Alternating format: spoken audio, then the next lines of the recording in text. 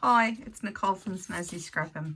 Just popping on today to show you how I store my metal dies. I purchased A4 magnetic sheets from eBay. They come in an assortment of quantities, but I buy the 1mm thick magnetic sheets. Now A4, they're adhesive on the back, and I actually purchased this pasteboard, which is 600 GSM from Officeworks, and you can actually fit 10 A5 size magnets onto the board, and then I just trim them out with my Stanley knife. It actually just helps back them, make them extra strong, that extra bit sturdy, and nothing falls off them. And then as you're flipping through, it just makes them easier to sort through. Some of my alphabet dies, I trim the A5 down in half and make them an A6 size. And then I just make the similar plastic pockets that I store my stamps in from last week's tutorial. Pop those in there, which just helps them, if I'm flicking through, that my finger doesn't catch one and flick it off. But apart from those little ones, the alphabet ones, I tend to store everything on the A5 size. I've purchased this basket from Kmart as well. I should mention these are the modular baskets in the flat, so they're 22.5 centimetres wide and fit the A5 size really well. So they, as you can see, they're, they do slide. That one's a bit full. They do slide quite well, so they're not sandwiched in tight.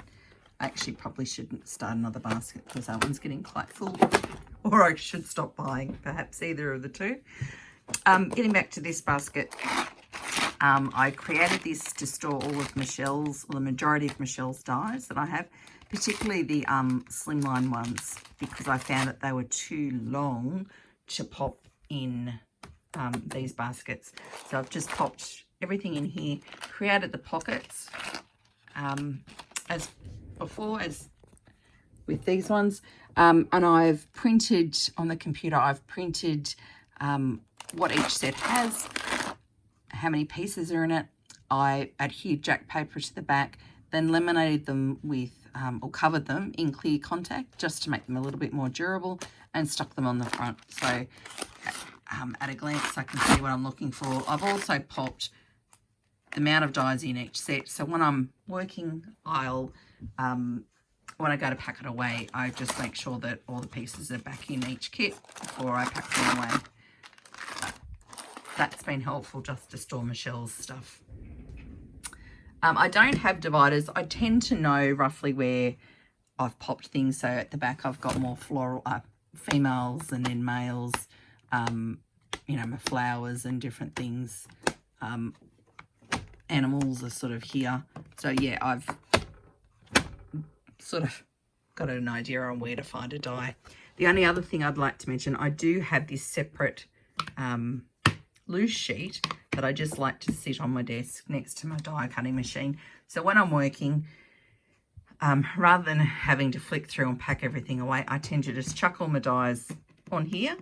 So they're not going to get knocked off onto the floor or, end up in the rubbish bin.